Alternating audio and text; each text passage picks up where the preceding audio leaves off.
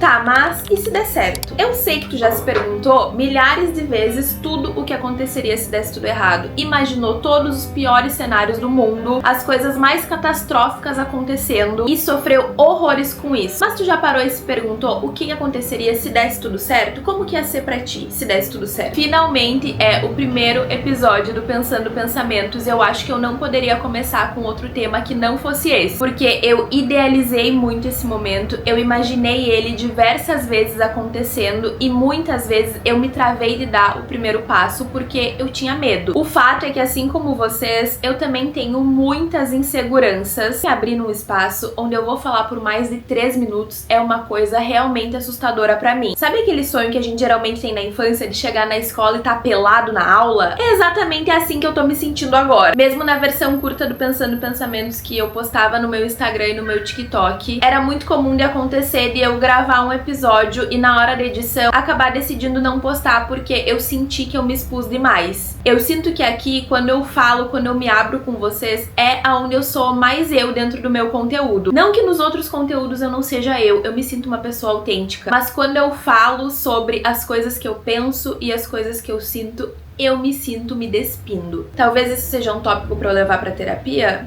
Provavelmente sim. Mas a real é que agora eu consigo perceber que eu tinha medo de vocês me conhecerem mais a fundo e talvez não aprovarem tudo aquilo que vocês vão ver. E é óbvio que eu pensei em todos os piores cenários do mundo e perdi o sono diversas noites, porque era muito comum aparecer na minha cabeça: nossa, mas isso vai me dar muito trabalho, vai ser estressante. E se eu falar demais? E se eu não conseguir desenvolver os assuntos? E se eu falar coisas tão idiotas que ninguém vai querer me assistir? E se eu não tiver nenhuma visualização? E se as pessoas me acharem uma idiota? Mas tá, e se der certo? Porque todos os piores cenários do mundo eu já imaginei, eu conheço eles de cabo a rabo dentro da minha cabeça, mas e se der certo? O que pode acontecer se der tudo certo? E aí, quando eu tava pensando sobre tudo isso, eu me lembrei de uma história muito boa da terapia e eu acho que vale a pena compartilhar pra gente refletir. Eu fiquei semanas e semanas falando sobre os traumas que eu sofri quando eu era criança, porque é fato que todo mundo tem trauma, e eu me lembro que eu não conseguia sair daqueles assuntos. Eu fazia 3 sessões na semana e em cada sessão eu só conseguia me lembrar das coisas ruins, sofrer por aquilo e ficar ali meio encolhidinha na poltrona sentindo pena de mim mesma. Até que um dia eu cheguei em uma das minhas 3 sessões da semana do mais completo nada e eu escutei a voz de um papagaio. E eu não sei explicar da onde veio essa voz. O nosso inconsciente é uma coisa muito maluca. Porque eu fiz terapia com a mesma pessoa por 7 anos. Eu acredito que durante uns 4 anos foi inclusive na mesma sala. E até então eu nunca tinha escutado esse tal desse papagaio. Mas por ter escutado esse papagaio falando, eu me lembrei que quando eu era criança, a minha mãe teve alguns papagaios. E eu sempre fui uma criança e uma adulta também muito apaixonada e encantada com os animais. E aí eu comecei a me lembrar dessa minha relação com os bichos. Eu me lembrei também da primeira vez que eu tive um cachorro, que foi o meu cachorro, não o cachorro da família. O nome dela era Julia, ela era uma linguicinha muito fofa. E a gente fazia absolutamente tudo juntas, inclusive dividir o mesmo sorvete na padaria que era do lado de casa. E aí eu lembrei também do quanto a casa dos meus pais sempre foi uma casa muito cheia de pessoas, de bichos, de criança, porque eu fui tia pela primeira vez com 5 anos de idade, então eu não me lembro de nenhum momento da minha vida em que não teve criança na minha família. E lembrar dessas crianças me fez lembrar que as datas comemorativas sempre foram muito valorizadas. A gente sempre teve Natal, a gente sempre teve comemoração de aniversário e era incrível porque daí dava pra escolher o cardápio do almoço, o sabor do bolo, o tema da decoração da festinha, por mais simples que ela fosse. E consequentemente eu me lembrei do quanto eu me sentia uma criança amada, vista, acolhida. Por causa daquele papagaio, meio que uma memória foi puxando a outra e a minha sessão virou sobre todas as coisas legais que eu tinha vivido até aquele dia. Eu lembrei de coisas boas, sentimentos bons, momentos bons que eu lembrei de ter vivido com meus pais e com os meus irmãos. E aí a minha psicóloga, muito auspiciosa, fez a pergunta de $1 milhão.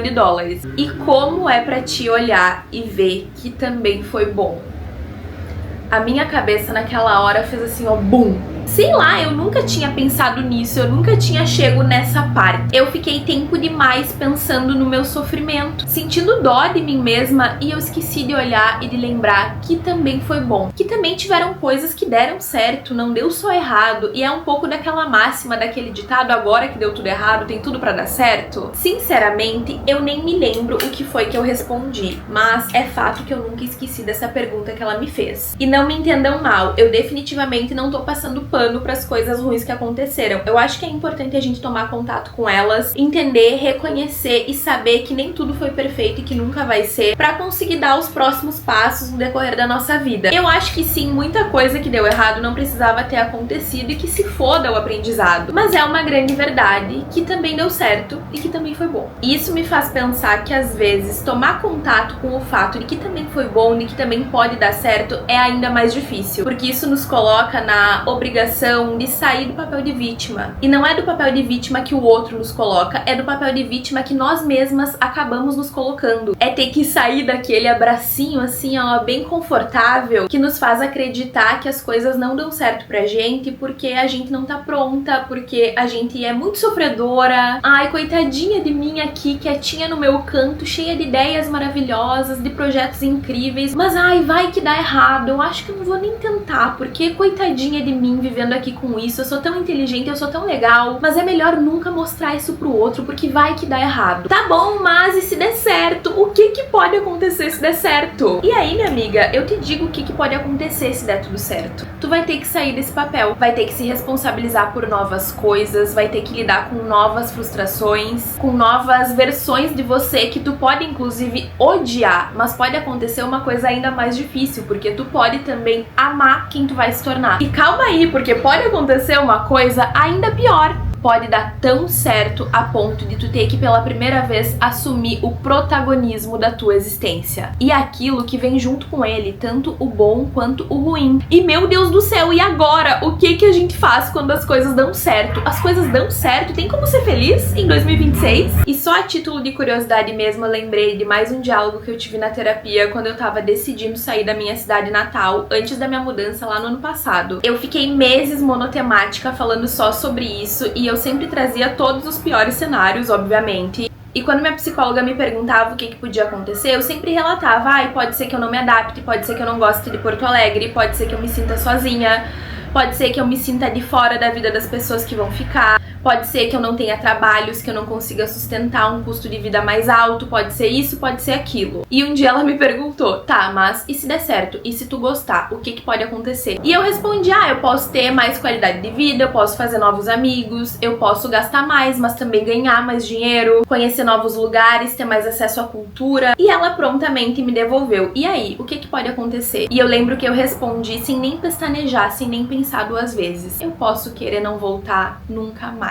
E é isso, eu vou deixar essa reflexão aí com vocês, pra vocês guardarem ela assim como eu guardei naquele dia. Que pra ti que tá me ouvindo ou me assistindo pode parecer a maior viagem do mundo, mas desde aquele dia eu entendi exatamente o que tava se passando comigo. Às vezes o medo não é de dar errado, é de dar tão certo que todo aquele conhecido que existe dentro de nós vai embora junto com essa mudança. E nem sempre a gente tá pronto pra lidar com isso. Nem sempre a gente tá pronto pra literalmente tancar tudo que vem com ela, pra tolerar tudo que a gente perde, mas também tudo que a gente ganha, tudo que se transforma, como a gente vai lidar com a gente depois de dar tudo certo, como as pessoas vão lidar com a gente depois que der tudo certo. E eu vou aproveitar pra fazer uma analogia muito rápida, que é um pensamento bem recorrente que eu tenho na minha vida, porque eu tenho muito medo de andar de avião. E esse medo já me impediu de fazer algumas coisas. Hoje em dia ele não me impede mais. Eu vou apavorada, eu vou em crise de pânico, mas eu vou. E um dia, em pânico, antes de fazer uma viagem, uma amiga muito próxima a mim me falou, amiga, tu não tem medo de andar de avião, tu tem medo de voar. E só de falar isso pra vocês eu já tô toda arrepiada, porque foi a leitura perfeita de como eu tava me sentindo naquele momento. Quando a gente sustenta os nossos desejos, quando a gente sustenta aquilo que a gente quer ser, aquilo que a gente quer construir, tem muitas partes nossas que vão embora, tem muitas partes das nossas relações que vão embora com esse tipo de escolha. O medo não é de andar de avião, o medo é de ir voar pra longe, se transformar e quando voltar não conseguir dar conta disso. Ou melhor, conseguir dar conta disso e ter que se responsabilizar por todo o resto. Enfim, gente, tá bom pra vocês esse primeiro episódio? Porque eu tô saindo daqui muito louca, porque eu pensei muito em tudo que poderia dar errado quando eu começasse a postar nesse novo formato e nessa nova plataforma. E eu acho que finalmente chegou a hora de começar a pensar o que poderia acontecer se desse tudo certo. E é por isso que eu tô aqui. E agora, pra finalizar com um pouquinho de leveza, vou tomar uma aguinha e nós vamos ao quadro que sempre bombou muito no meu Instagram, que é o que Cati Bairros faria, que é uma caixinha completamente aleatória que vocês me mandam alguma situação e eu conto pra vocês de um jeito superficial e geralmente dando conselhos bem ruins o que eu faria se eu estivesse no lugar de vocês. Pra esse primeiro episódio, o tema vai ser aleatório e aí nos próximos a gente vai fazendo de acordo com o tema, mas só pra gente não deixar esse momento passar, eu tô afim de dar uns pitaquinhos aqui no que vocês me mandaram. Começando por essa daqui. O que Cati Bairros faria pra criar amizades na vida adulta? Eu acho que super vale um episódio de Pensando Pensamentos falando só sobre amizades na vida adulta, porque eu percebo que é um tópico muito sensível pra maioria de vocês. O que eu acho mais importante quando a gente fala sobre isso é que a gente tem que ser disposto e tem que buscar por pessoas que também sejam e estejam dispostas. Acho que a amizade, principalmente na vida adulta, exige um tipo de dedicação que não é todo mundo que tá disponível pra ter, porque a vida acontece num ritmo muito diferente da adolescência, por exemplo. A gente tem menos tempo, menos energia e menos disposição. Então, pelo menos no meu caso, eu acho que a amizade é um lembrete diário de uma relação que precisa ser alimentada. E aí eu vou dar a máxima do conselho que meu marido me deu algumas vezes e que me ajudou muito. Lembra quando a gente é criança e a gente chega pra aquela pessoa que a gente acha legal na escola e pergunta: quer ser meu amigo, vamos passar o recreio junto? Às vezes é isso que a gente tem que fazer na vida adulta. Quando a gente vê uma pessoa que a gente se sente conectado por alguma razão, por que não perguntar se ela não quer ser a nossa amiga? Às vezes ela tá precisando tanto quanto você. Agora tem uma outra que é assim: o que Cati Bairros faria se estivesse tentando ser influenciadora agora sem uma agência? Entraria em uma ou continuaria tentando sozinha? O que faria pra dar certo? Trabalhar com internet também pode ser totalmente um outro tema de episódio, mas eu acho que a primeira coisa que vocês precisam desassociar é que pra gente ter sucesso na internet a gente precisa de uma assessoria, porque isso não é verdade e às vezes pode até te atrapalhar mais do que te ajudar. Se tu tiver um bom trabalho, as marcas vão chegar até você tendo uma agência ou não. Falando de experiência pessoal, é muito difícil tu ser principalmente uma nano, uma micro-influenciadora, influenciador, e alguma agência dar a atenção que o teu trabalho precisa e merece, principalmente quando tu tá muito no começo. Porque pra agência, geralmente a gente não é ninguém. Ela tem clientes muito maiores, influenciadores muito maiores, que vão consequentemente ganhar mais atenção. E pelo menos dentro da experiência que eu tive, eu me senti sendo deixada de lado e ficando pra trás, porque elas tinham outras prioridades. É a minha experiência pessoal, eu não gostei de trabalhar com agência, eu acho que isso me prejudicou muito mais do que me ajudou. Então, meu conselho nesse caso é: foca em fazer um bom conteúdo, os trabalhos vão aparecer e quando tu se sentir pronta e encontrar uma agência que realmente te passe muita confiança, porque é o teu trabalho, são os teus dados, é o teu dinheiro, aí tu topa fazer uma reunião e pensar no quanto isso pode te agregar ou não. Mas de momento eu não me preocuparia com isso. Eu amo a aleatoriedade dessa caixinha, porque tem uma pergunta que é assim: o que Cati Bairros faria pra escolher um tênis bonito e confortável pro verão europeu? Eu amei! Gente, o meu tênis conforto favorito da vida, que eu acho que é bonitinho, estiloso